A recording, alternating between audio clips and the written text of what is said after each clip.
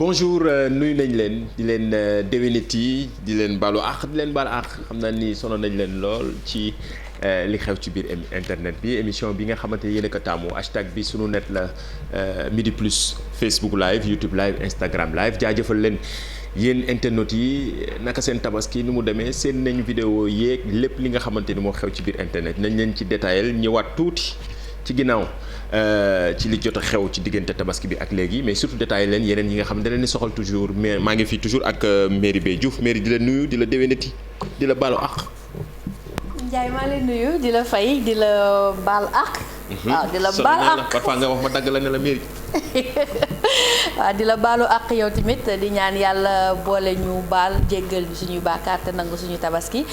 di nuyu aussi suñu téléspectateurs yi nga xamante ne ñoom à chaque fois amuñu seen fay heure bi bu jotee rek mooy heure bu baax bi yéen a ko tuddee ngeen daal di toog di ñu déglu di ñu seetaan donc tey li xew ci biir internet bi bu nekkee nii yéen a tax yéen internautes yi ndax interaction la dañuy def ngeen di ñuy yónnee donc loolu tamit ñu ngi leen si delloo njukkal di leen baalu àq ndaxte tamit sonal nañ leen di leen baal àq tamit te di naan aussi yàlla nañ ko fekkee ay déwén te ñu tal ko. loolu am solo la. waaw fekkee ko ay déwén yu bari léegi après di nga ñëw ak internet noo daggee yàpp non lakkee yàpp. noo ko doon doxalee quoi say jaagar ci kër ga ak monsieur Diouf pourquoi pas après nga def sa challenge bi sañse partagé sañse yi toujours en parlant de sañse bokk na ci lii. di toj réseaux sociaux yi ci tabaski bi xam nga li waa ji naan da ngeen ni seen ku gis sañse yi danaan Sénégal am na xaalis gars yi dañu waxoon annoncé woon ne carrément que ni voilà du ñu sañse quoi du ñu def dara ndax parce que dëkk bi dafa metti du ñu wane seen lépp te pourtant hashtag sax lañu def comme chaque année hashtag boo xam ne ñu ngi ko duppee sunu tabaski 2022 mooy hashtag bi gën a yéeg tendance ci week-end bi diggante dimanche bi tabaski beeg ak lendemain bi ndax gars yi ba léegi ñu ngi wane seen ay sañse am na ñuy créer dara naan dañoo def première attaque deuxième ba troisième waaw léegi de moom xam naa ni photo yëpp jot nañ ko nag bari na ci sax d'ailleurs ay internautes yi nga xamante ni ñoom ci seen bopp dañu def seen ay photo envoyé ñu ko ci suñu hashtag bi def seen ay selfie seen photo tabaski ni ñu waajalee seen tabaski bi wala ni ñu ko doon doxalee xool sama waa ji gars yi ku nekk nag tey dafa mel ni 3 pièces ak génn nag fi mu ne nii gars yi sañse ko nu mu gën a rafete macha allah yàlla nañ ko teewee ay déwén yu bare mi ngi noonu daal gis nga kilifa yi star yi Youssou Ndour di ko déwénati di ko ñaanal gudd fan ak wér waaw xoola Abba ak sa famille tamit ainsi de suite bari na ci ay internautes yoo xamante ni nii lañ demee dañoo envoyé seen ay message xoolal kii nee na da ngay yoreel nit xaalis ba pare bañ ko fay te di sañse mais loolu mënul ñàkk nag. sañse yi bokk naa ak yoreel xaalis bi mais mairie gis naa nga may gaarwaale. mais balaa ngaa sañse dama ko yoreel xaalis. balaa ngaa sañse kay nga fay li nga amel nit ñi ba pare xanaa loolu xaalis bi nga jël di ko def sa yow. yow fay ko keneen tamit soxla na ko pour def ko ci boppam. mais commentaire yi moo doon faj nit ñi ci tabaski bi di wax ne en tout cas bonne ambiance gars yi dafa mel ni ñu ci ëpp. wala ñëpp feete nañ ko ci jàmm donte yëf yi cheroon na trop. waaw. xar yi cheroon na borom kër yi xar yi la ñuy wax. soble gi. soble bi le prix du sac est passé du simple au double. moo tax am na ñu naan ay Auchan dégage je veux pas faire de la pub. ñu doon wax naan combat échange les gars yi changé nañ combat bi. Auchan reste lay nekk fu mu ne nii. ndax leneen ñoom ñoo desoon ci prix yi. non.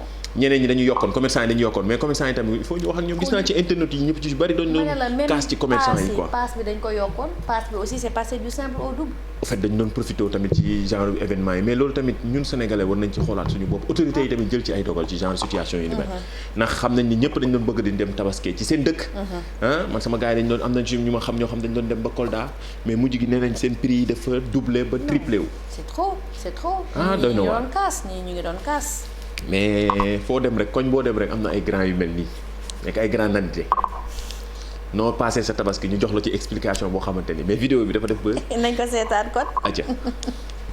Oui, carrément, non. Xam nga man, en fait, chaque année, damay jox sama boy yi à peu près 275 000 francs pour le tabaski. Après, ñoom ñoo may gérer mouton bi quoi. Man, grillade rek et on digère. Ah oui, carrément, non. mais ki yow lay fàttali mais man awma grand frère mais kii yow la may fàttali nga bëgg ma ko jiñ. koñ boo dem rek am na grand yu mel nii. mais Ndiaye boo ko woowee di ko déwénati yii la lay wax ah non non magama man magala xaw ma noo koy waxee sa expression boobu. que ñun ay mag lañu. voilà ay mag lañu ñun duñu def. ñu tabaski bee grand yi. ngi nii. grand koñ boo dem rek am na grand yi kii nee na en général ñiy suspendre ci seen sañ-sañ ma genre mairie yi la. ñan génn ñu ci réseaux sociaux yi benn yoon ci tabaski bi léegi dañuy bàyyi ba jeudi prochain wala vendredi bëgg a génnee seen sañ-sañ mais fekk na ñoom ñoo gën a ñaawle voilà ñoo génne la ñu wax leen dafa ñaaw. baax man duma si wax dara wéyteen si. mais ñi ci commentaire bari nañu. waaw ñi ci commentaire bari nañ surtout nee nañ tabaski bi. palme bi góor yee ko jël. mais dëgg la nag ñëpp parce que nee nañ jigéen ñi dañoo légèru daal mais góor yi daal ñoo yenu xew mi. te lu doy waar la bu njëkk ba jigéen ñi ñoo ko daan yenu mais léegi góor ñi bàyyiwuñu leen dara. góor ñi ma gis. may ñu leen dara. seen ñaw pare na. mais tailleur yi ay pare na tailleur yi ay seen tissu yi macha allah. acca ñu seetaan vidéo yi nga xamante ni yenn ci tiktokers yi def nañ ko résumé tabaski bi Sénégal. ak grâce ak suñu hashtag bi suñu tabaski 2022 acca. mais tabaski ren bi li ma si jaaxal xale yu jigéen yi dañ ko oyofal ba mu oyof ñoom ñëpp presque ay nuisette lañ laal def simple xale góor yi kay ñoo ko jël en dënn ren. waaw xale jigéen yi ren seen robe yi ak seen taybaas yi réeroo am na ci de arnaque la de yéen ak tailleur yi parce que ren yéen ñëpp a am hanche. ñoom ñëpp ay 3 pièces yu baax lañ def koo ci gis mu ngi wax su mbete tan li ñu waroon jox xale jigéen yi moom la ñu ñawloo xale jigéen yi dem joodoo ñaw fulla ok ñokkali càkka.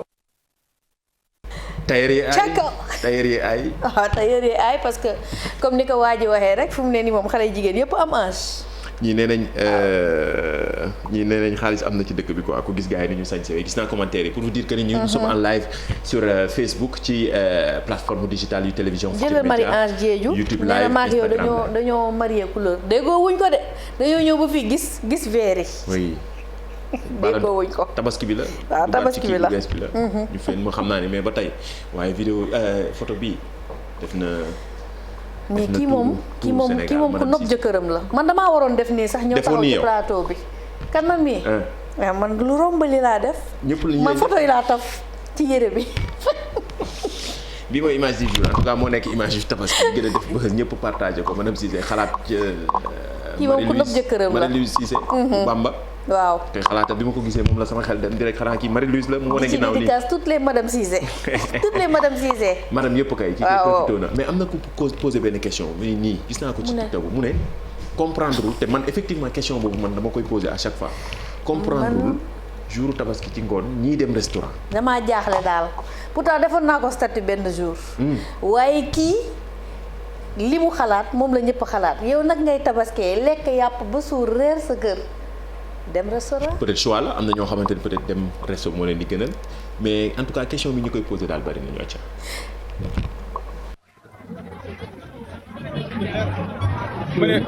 ma ne doom yaay yow boo réeree boo toogee sa kër réer ba suur tabaski. waaw nga réer ba suur. waaw ma ne looy def resto. lii kay gars yi dama xamul lan la. ma ne xanaa yéen réeroo leen xanaa ñuy réeruñ. réeru ji. xool lii rek dama saa la xeewee. réeru ji gàll. voilà question bu ñëpp di posé li xew ci biir internet bi dañ leen di résumé li jot a xew. donte xam nga démb ñëwuñu dañu daw. mënoon nañu toog lendemain tabaski rek mais démb dañu daw ñëpp doon ñu xaar. mais xam nga mairie dafa nekk ci njaboot gi. man maa ngi woon ci yeneen activité léegi mën nga koy sëf. man maa ngi woon ci yeneen activité Ndiaye dafa fëroon ñu waroon ñëw reprendre mu ne moom pareegul nañ bàyyi ba tey bu tax njóobee ni sumb ba waaye photo bii tamit avant tabaski la sax waaw mooy ci mouton beeg waajtaay gi daal cercueil bi mais lii lu doy waar la jàngat la jàngat la moom ñu ngi préparé yi fi àddina yi cercueil baa ngi ne boo génnee àddina en tout cas image bu def buzz la ci avant tabaski bi image bu def buzz la boo xamante ne c'est assez significatif peut-être que xam naa ki ko def il s'est même pas rendu compte de ça xëy na dañoo jël ak affaire yi rek mais nuñ ko photowee nii c'est assez imaginatif et significatif mais ci kaw loolu man xam nga lan moom ma rey am na benn image boo xam te dama ko gis man pour man kooko remporté palme tabaski bi benn Nigérien la boo xamante ne dafa posé ak ñetti jabaram ak 19 doom macha allah gis naa photo bi fu ne. lii la Nigérien mais xam nga internet amul frontière. donc tabaski yi ñëpp partagé. moom da doon féete. gis ngeen ko ci réseaux sociaux yi. ku nekk ni nga ko dundee da nga ko daal di partagé mais moom kilifa gi. ba uuf le petit dernier. waaw def ñetti jabaram. waaw rangale macha allah. macha allah macha 19 allah doom. gis naa ko naan kii de moo jël te ñoom ñëpp a ndóol ñoom. ñu sañse moo ma jaaxal non moom warul sonn ci tissu bi. dafa jël rek xam naa. sonnul ci tissu bi de. yaa mën a tooñ mairie xam naa yaa ngi wax kii lu ne mais kii macha allah. kii kay macha allah góor gu ne bëggoon nañ te toll. même non situation yi ñu toll jamono ji am ay 19 doom 12 doom moo amatul suñu jamono maam la woon. xam nga loolu suñu jamono maam la woon loolu nga wax. ok léegi ay 2 doom ngay gis ay 3 doom. gis nga xale yu bees maximum bu bëree 4. gis nga mais 19 macha allah tubaar fakkaar la. kii mais tamit xam na wax nga ci kii mais man ñi ma marqué mooy kii. ñi waa UCG. waaw. vraiment d'habitude xam nga ci émission bi dañuy clash gars yi. sànni xeer wane internet yi mais bii. vraiment gis naa internet yu bari. voilà comme tweet message yu. dëgg ci sur ñu koy nuyu au Facebook passage. oui gis naa ni dafa félicité mais bari na ay mairie Ouakam commune Ouakam tamit gis naa ñuy félicité waa UCG. waa UCG waaw. mooy ñi doon tonni mbalit yi. macha allah en tout cas mention spéciale commencé ko ci directeur ba ci. ki ci suuf a suuf ki ci suuf a suuf. ils ont bien travaillé ci tabaski bi. macha allah te franchement d'habitude chapeau da nga daan génn tabaski gis ñu jalal la affaire yeeg. mbaq yeeg affaire yeeg yëpp mais. Dakar franchement set wecc koo doon ci diggante wala koñ yu bari da nga leen doon gis ñuy bale di defar. mais léegi franchement un grand bravo chapeau. mais jamono ñu toll nii internet bi. gars yi lu ñu gisee dara dañ koy daal di partager ci saa si ñëpp yëg ko. mais lii baax na c'est une bonne nouvelle. en tout cas action citoyenne la d'ailleurs moo nekk suñu action. action citoyenne du jour action citoyenne du jour. moo nekk loo xamante ne vraiment c'est à féliciter waa UCG. en tout cas di leen jaajëfal ci. li ñu liggéey xam nga nit ki sax doo ko dañuy féliciter mais encourager rek ci liggéeyam parce que dañ naan li ñu war a def la.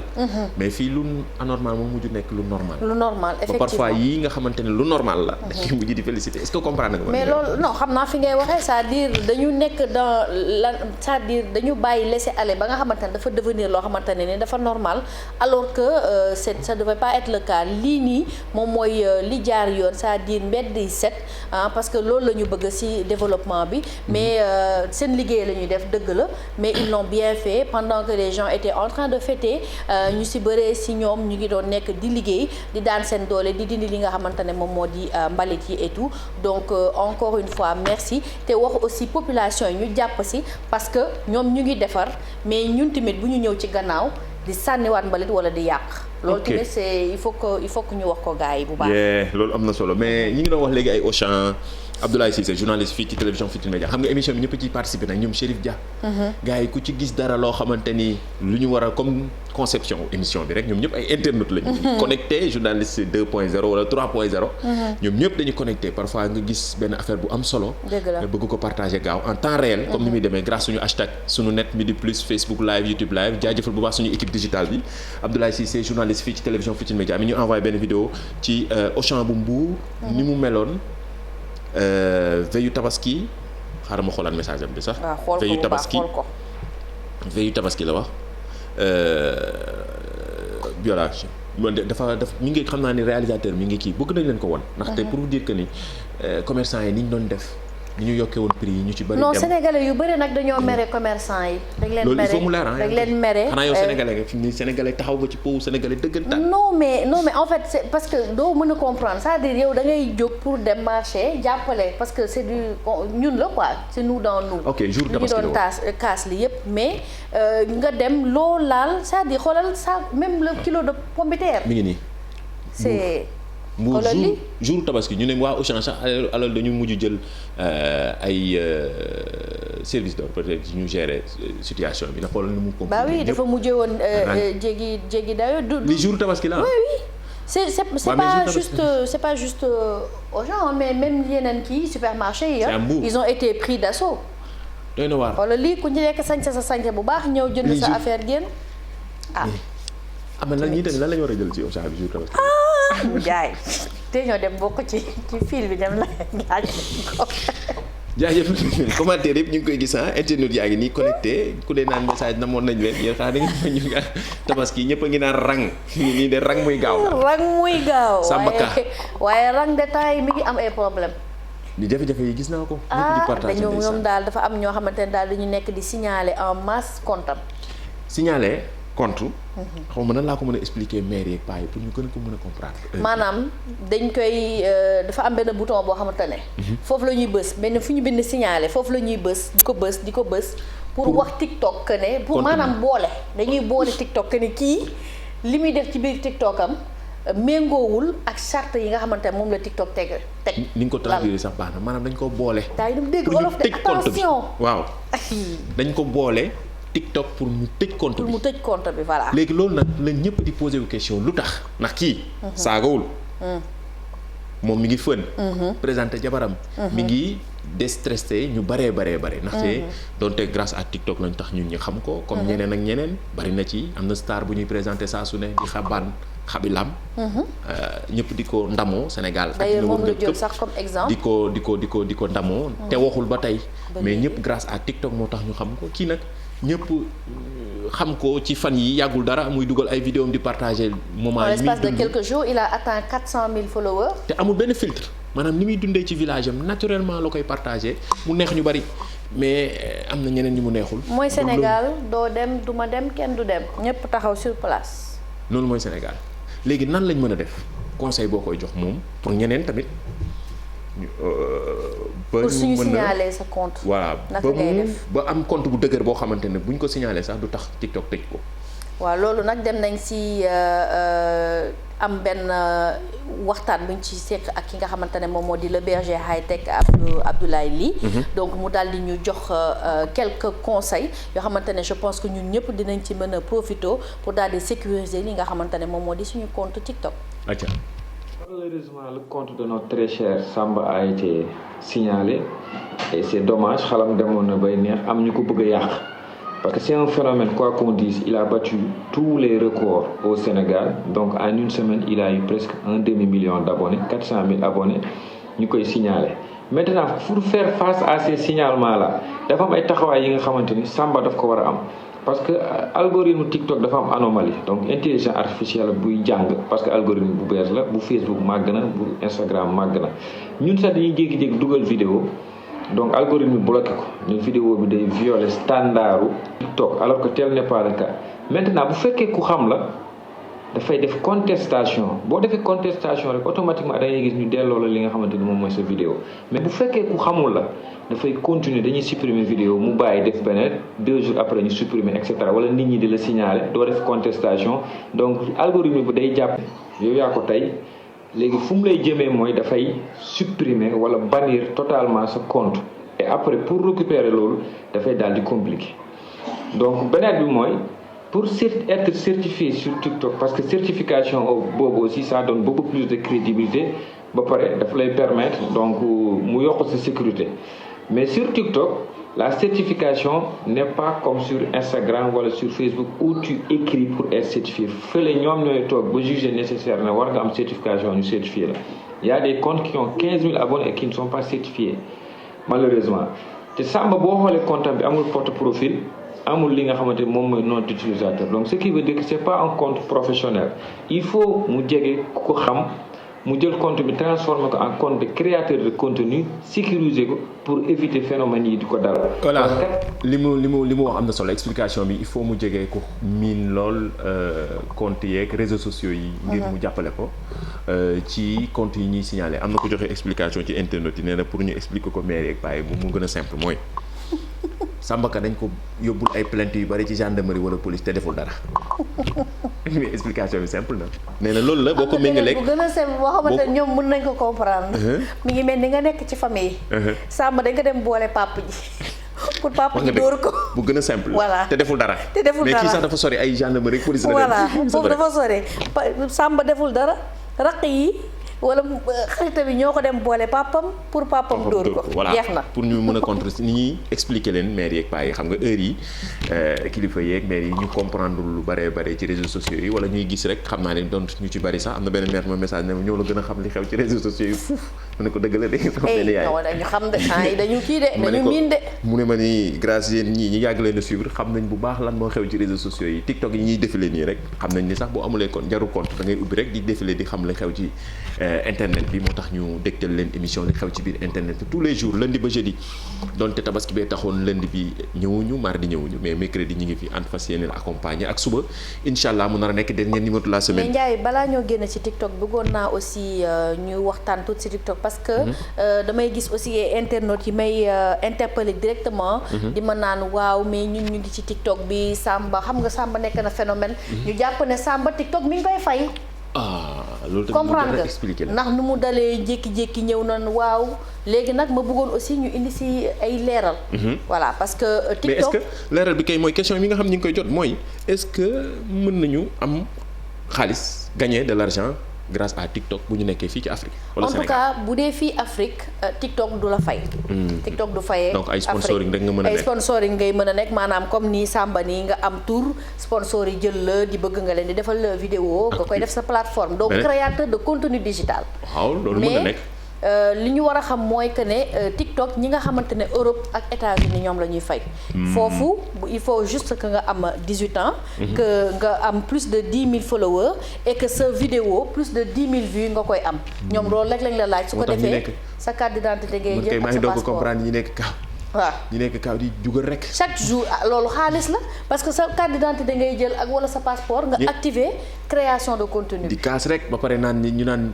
diw moom dafa nekk fee liggéeyul dara xamuñu ni li muy di wax noonu ñi di ko seetaan ak yooyu ñu ngi lekk xaalis gu weex taal. par contre am na ñoo xamante ne nii xam nga ñoom fu ci nekk dañuy am ay moyens détournés. di moyen détourné boo ko déggee mooy. nekk Afrique waaw xool beneen voie nekk Afrique te di fayee ko sa compte. waaw waxuñu nag waaw sama stratégie boobu bu ko wax. waxuñu nag ndax stratégie bu baax la ou pas mais am na ñoo xamante ne ñoom la ñuy préférer par exemple.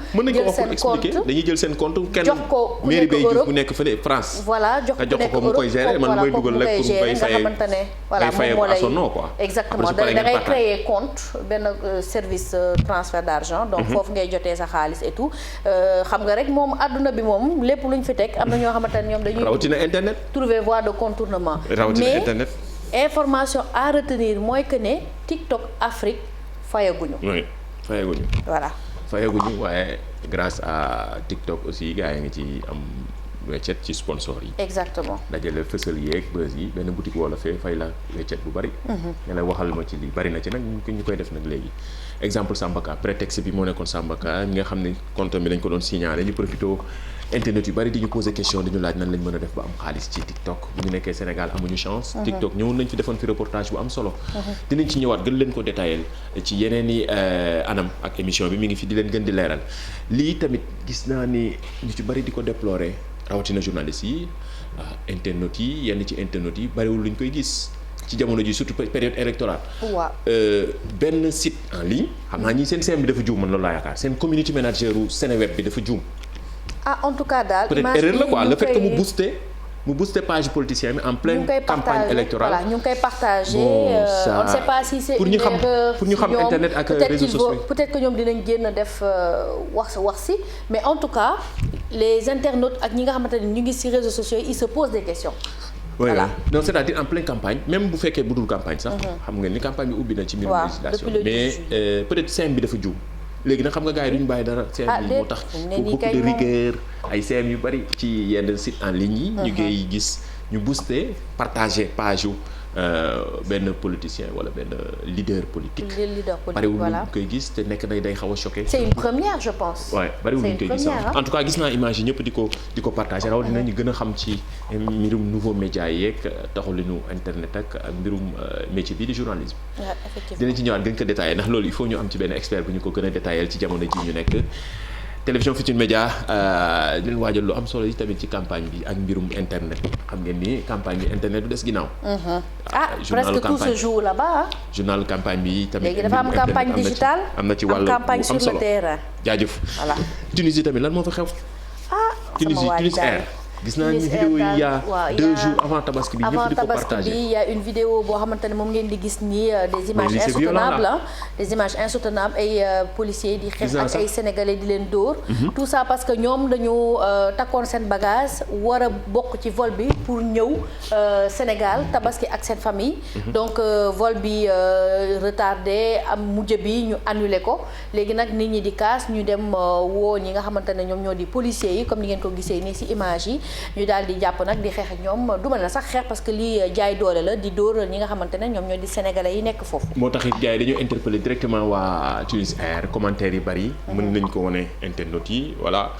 lu doy waar am na sax njëriñ ñu ci def appel à témoin gis naa Demba Gueye def ab tweet ñu ci bëri di ci commentaire waa yenn presse en ligne bi aussi Jeune Afrique ainsi de suite ñu ci bëri ñu ngi doon di gën di gëstu nañ leen toppal xibaar bi. effectivement parce que nee nañ dañu annulé vol yi sans wax leen ko. oui mais en tout cas vidéo bi de def na buzz. gis naa ne ci def na buzz metti na bu baax nit ñi parce que ñi ngi ko doon partagé ci groupe yi statut yi. ci TikTok voilà un peu partout. ci Twitter il a fait plus de 1 million et quelques de vues ah oui waaw pour montrer que ni affaire bi dafa doy waar ba comme compagnie bi di Tunis Air ñu ci bari doon ñaawlu seen jafe-jafe yi tamit ci ñi nga xamante ni aussi ay Afrique subsaharienne la ñuy jóge maanaam fii Sénégal waa Burkina ak waa Mali ainsi de suite bëgg dem ci seen njaboot tabaski ji amoon jafe-jafe retard. gis nga ko noonu gaa yaa ngi filmé. je pense que léegi moom ak téléphone portable moom bépp incident bu mënti am. partout dans le monde affaire yi dina leer naññ parce que ku ci nekk léegi sa journaliste bopp la. bopp nga donc filmé ko partagé ko su ko defee ñi ci war a jot si. gaa yi gën ci gëstu. waa euro bi ñu ne léegi dafa tombeek dollar bi gis naa ko jërëmi ñëpp dem ba tey. tubaab yaa ngi ci tsunami la. tsunami mondial c'est-à-dire léegi 1 euro. égal 1 dollar.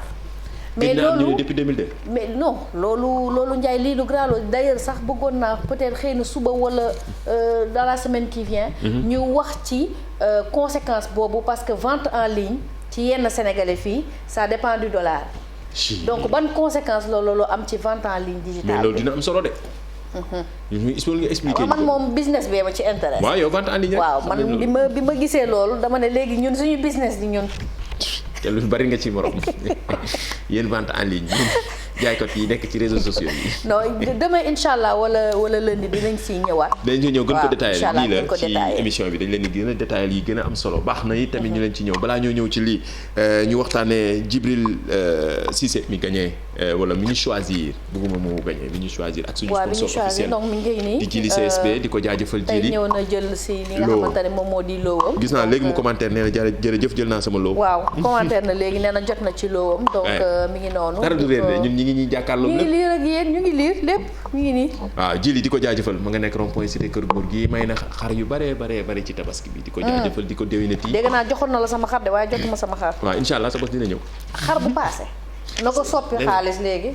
waaw ok dina ñëw incha allah Djili CSB ma nga nekk rond-point cité kër góor gi am na yeneen i boutique diggante Gueule Tapée ak Parcelles Assainies doon joxe ci téléphone techno yi aussi mais nag boutique bi nekk rond-point cité kër góor yi nga xamante ni lépp loo xam ne da nga ko soxla ci matériel électroménager ma nga fa yëpp jiite ko di ko jaajëfal Djili ci kóolute gi ak jàppale gi ci émission li xew ci biir internet bi Lions yi tey la ñuy amal seen match ñoom gaynde yu jigéen ñi depuis début compétition bi CAN Coupe d'Afrique ci wàllu jigéen ñi ñu ci amal taxawaay bu am solo tey la ñuy fas yéene jouer seen quart de finale quart de finale ñaari enjeu la nag qualifié gagné dem demi-finale ba pare qualifié ci Coupe du monde incha allah donc nañ leen ñaanal bu baax nañ leen ñaanal ba pare jàppale leen supporter leen donc tey la Zambie Sénégal fële ca stade Mohamed V donc à partir de 17h donc ñu jouer quart de finale bi ñu jàppale leen parce que ñoom tamit ce sont les Lions te il faut aussi ñu jàpp si girl power bi il faut que ñu mettre en action jaajëfal suñu envoyé spécial bi fa nekk di Youssouf Bodian bu rajo Futur Média ci xibaar yi nga xam ne mi ñu koy jox depuis foofu ca Maroc ca Coupe d'Afrique bi nga xamante ni ci wàllu jigéen ñi la Sénégal fas yéene ci jouer tey ci bu 17h jotee digganteem ak Zambie buñ ci jógee ñu waxtaanee ni aussi leneen li nga xamante ni gis naa ni wax nañ waxtaanu campagne ak yooyu yi ni mel. maire Kër Massar Sud bi gis naa vidéo bi ñëpp di ko partagé de. lii de mooy vidéo bi bàyyi ngeen seetaan ko tuuti rek mais di leen avant goût la ci li war a xew leen télévision Futurs Médias di dégtal ci mbirum campagne yeeg ak taxawaayu yenn ci leader yi wala ci candidat yi ni ñuy alimenté seen page yeeg seen réseaux sociaux yi waaye maire bi moom yii muy fas yéene campagne ñu ne njiitu bokk na ci waa Yewwi yi gis naa ni ñëpp di ko partage ci réseaux sociaux yi ñu dégtal leen ko. laa jaata monsieur le maire Kër Massar Sud mi ngi nii di dimbali askan wi jaami yàlla yi.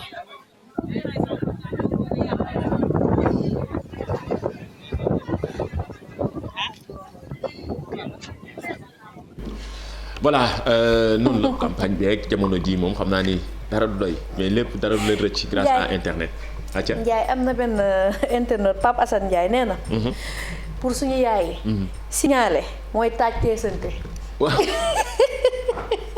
waaw mën nañ ko jàppee noonu. explication dañ ko taaj teesante. taaj teesante la. inspiré internet yi nii lañ def dañu inspiré de ci mbirum internet moom ci la ñuy créer parfois yenn explication Drizzy sànq yaa ngi gis mu naan. moo bind xaw ma sañse yi di sañse ba pare te amee nit ñi xaalis wala. waaw Drizzy la yow Drizzy mooy def yooyu pour Drizzy rek moom mooy def yooyu. Drizzy di ko jaajëfal bu baax Prési Cissé aussi bari na ci ñu ñuy suivre di encourager émission li xew ci biir internet di jaajëfal réalisateur Pape Samba ak équipe am ci ginnaaw Adja Digital di ko jaajëfal waxtu wi jot na mairie tàggatool. waaw balaa maa tàggatoo rek Ndiaye xanaa di jaalewaat sama famille Sow parce que balaa Korité bi man tamit j'ai perdu un de mes oncles. sama rakku yaay waaw donc di présenter samay condoléances à toute la famille sama tata sama cousine yi di ko ñaanal moom Toto Tidiane mu fi mu dem gënal ko fi mu jóge di leen jox dig daje aussi ba demain incha allah si beneen numéro li xew ci biir internet. jaajëfal bu baax encore téléspectateurs mais surtout kilifa yi bari na ci ay kilifa yu ñuy suivre Serigne Cheikh Saliou Serigne Abo mu Serigne Cheikh Saliou di ko jaajëfal suñu kilifa la. bari na ci Serigne. waaw nuyu leen bu baax a baax waa Touba yi aussi di leen jaajëfal gis naa léegi kenn ku naan waa Mauritanie xanaa bokkuñ ci ñëpp bokk nañ ci internet amul frontière fépp foo la ñuy seetaanee foo leen seetaanee télévision Futurs Médias am ngeen possibilité Yaoundé la doon bindee. waaw mi ngi noonu. waaw Yaoundé bu baax. waa Cameroun. waaw bu baax dañuy suivre télévision Futurs Médias partout dans le monde diaspora bi aussi di leen déwénati jox leen dig daje ba suba incha allah ci beneen numéro li xew ci biir internet bi.